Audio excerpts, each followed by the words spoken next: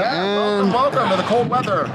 Yes, chilly, supposedly sleet tomorrow. Ugly but beautiful architecture. Maybe you could we turn are this here into something? to be ugly but beautiful. Hey, that's something we're gonna have. And we talked this week about Northgate Mall. What is the possibility there? Have you forgotten about it? It's still here. It's got a lot of empty space and a lot of possibilities for what could go in that space. And we also talk about, Chris gives us a great rundown of the Third Friday calendar. We talk about a free full-frame screening on Thursday. Easy for me to say, full frame. Thursday at the Carolina Theater, a great documentary film for free. And the 2-year anniversary of Party Illegal, the Bull City Poetry Slam, and more. All the opportunities available to you culturally in Durham, and then maybe some more conversation about the development and the future opportunities available to people who want to invest and build Durham into the community we want it to be. It's the lipstick on a pig issue of Sights on the City.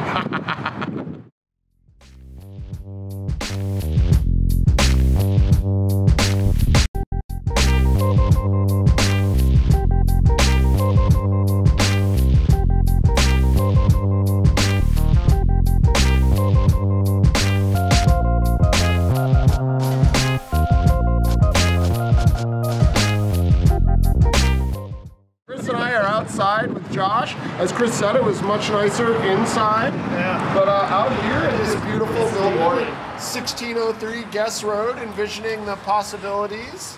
Chris sees something that could be blown up. I see something that could be blown up into a nightclub. It's nothing that some dynamite and some Caterpillar trucks couldn't take care of in the space of a day. But it's also a good example of the type of space that has just dropped out of everybody's thinking in Durham, but could be a real opportunity maybe for somebody with vision and a lot of construction expertise.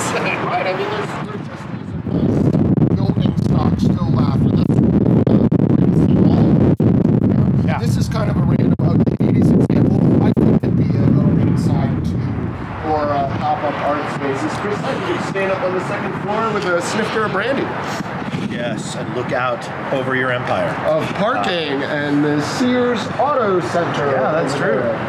And you know, what could the Northgate Mall become as well is another question in the same lines. And here we are, very close to both Watts Hillendale, your neighborhood, Northgate Park, to Trinity Park, Town, right, literally backing up on yeah, the Town's Children's Theater. We were talking about all those spaces to do theater, and for Josh to screen his films, another great space not that far from here. Maybe that's a good transition to the calendar. We have a packed Durham calendar coming up. January 3rd Friday. Shall I begin the rundown of all the great stuff? Run it down. January 3rd Friday. Something I'm extremely excited about, talking about an organization that has struggled with continuing to exist and do their work in the face of Durham's development. The Durham Foundry is doing a big pour event this Friday night, 6:30 at the Foundry. The Foundry right right by the Central Farmers Park. Market, Right by the Liberty Central Park. Arts folks. Yeah, exactly. Fantastic. So that's coming to life 6:30 Friday night. That's Friday's the 16th. Friday the 16th. I think I got it. If you haven't been out there to see one of their pours either, unbelievable. We have some old photos on the Clarion content where we've seen bronze pours. That's just a fantastic and iron pours. Yeah, it's really cool live to watch them pour molten metal into these resin frames and watch it dry. It's just awesome. And they I don't know the full rundown of other events happening at the pour, but they usually have other stuff too. So you can start your Friday night there, 6:30. But then there's tons of other stuff. A couple shows that the Durham Art Guild has. One at the Durham Arts Council. It's called Vibrant Natures. It's 3 artists and Emily Eve Weinstein, the painter who did the Eno River mural that's on the side of the Cactus Group building. Also that was painted over. Emily's work is being shown there, and 2 other artists. Yeah, Emily has organized many a mural in Durham. When you're looking around at the Durham murals, Emily Weinstein is behind a lot of them. She has a great website where you can look at originals of some of those as well. So Friday night would be a good opportunity to support her work. But then other stuff. There's Golden Belt. There's the pop-up series of one-night shows at Golden Belt is continuing. A photographer named Eric Pickerskill. He's a student at UNC Chapel Hill right now. He's doing an installation 6 to 9 Friday night at Golden Belt. One night only. Other galleries will be open there. And then a bunch of good show openings. Pleiades Gallery downtown has a good show called Pleiades Plus One. All the Pleiades member artists invited another artist to also contribute work, and then told that artist to also invite another artist. So it's this like community network type of group show. Love that. Speaking of community shows, the Carrick opens one of their quarterly community shows on Friday night as well. But then other good shows. Spectre Arts has a show that you need to get on your radar screen. It's photography. Gideon Mendel's photography. It's a show called Selection from the Drowning World. For those World. of you who don't know where Spectre Arts is, it's by Golden Belt. Right by Golden Belt. I believe it's 1004 Morning Glory is their address, I want to say. There you go. And Spectre is S-P-E-C-T-R-E. Just Spectre like Arts. the villainous organization in the James Bond movies. Yes, But they indeed. are not villainous. This wonderful art They're space fabulous. in an old church building. So Gideon Mendel's photography, he's doing portraits of flood survivors from all around the world. The photography technically is beautiful, and the show should be kind of devastating and inspiring at the same time. So that's something to really be sure that you get to see. And then on Saturday, Craven Allen Gallery is opening a really interesting show called Medici Schmedici, which is about the special relationship between artists and art collectors. So it's 5 artists, Heather Gordon, Pam Pecchio, Thomas Sayre, MJ Sharp, and Burke Uzzle. I'm actually I'm a fan of all those guys, but Burke Uzzle, it's a cool opportunity to see his photography. And it's not just about these 5 artists, it's about the specific relationship between these artists and specific area collectors who have supported them for a good period of time, collecting their work.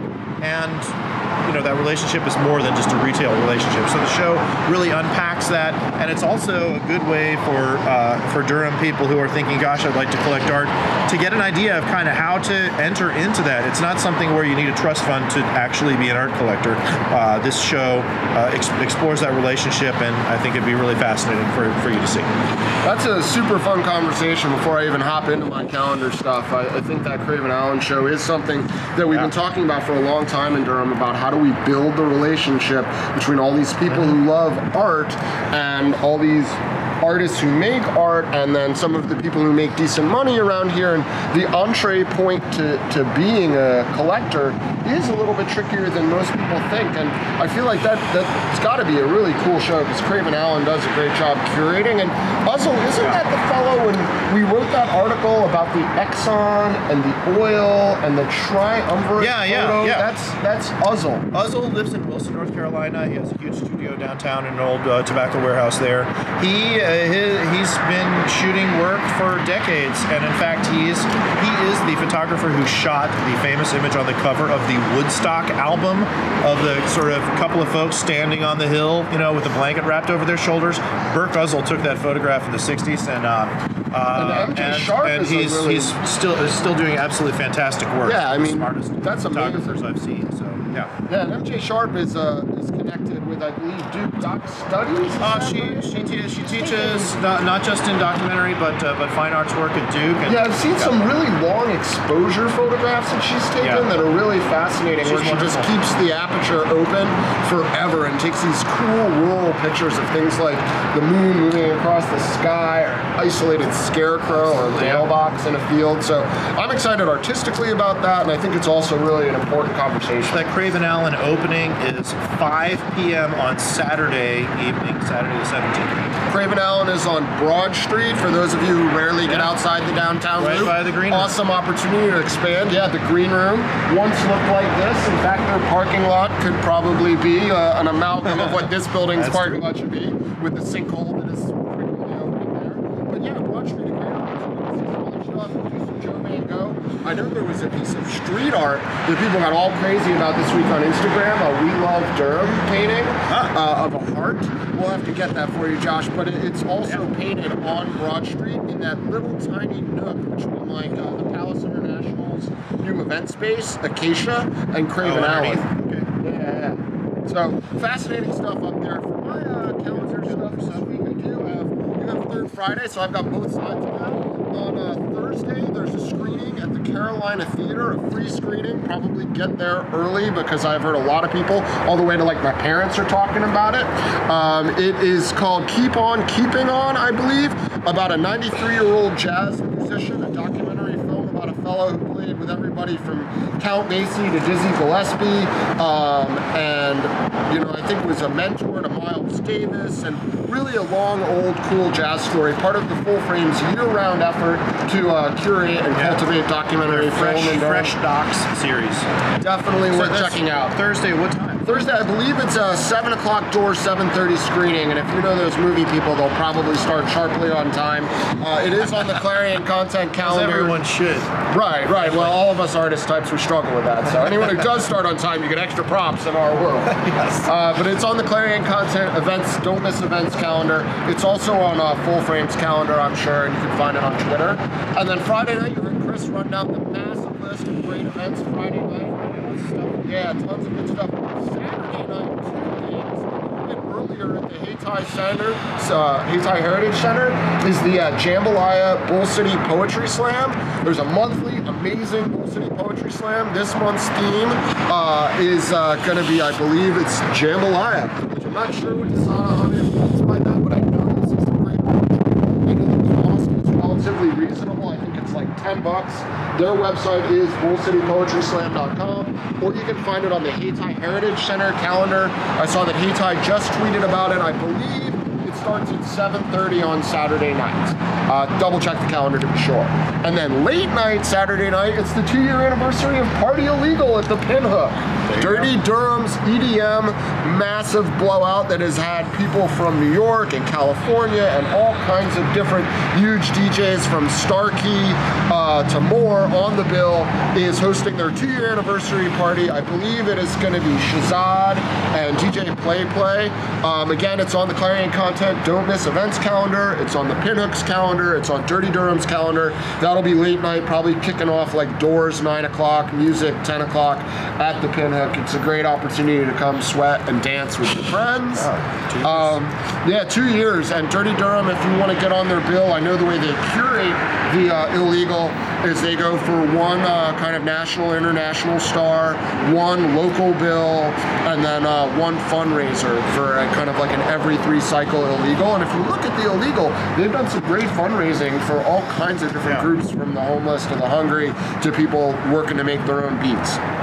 So that's a full weekend of Durham stuff to do. I'm sure there's even more stuff. If you've got stuff, please hit us up. Our Twitters are Clarion Content. Chris Vitiello. Vitiello. Josh Hart is at JOSHHARTT, the man behind the camera.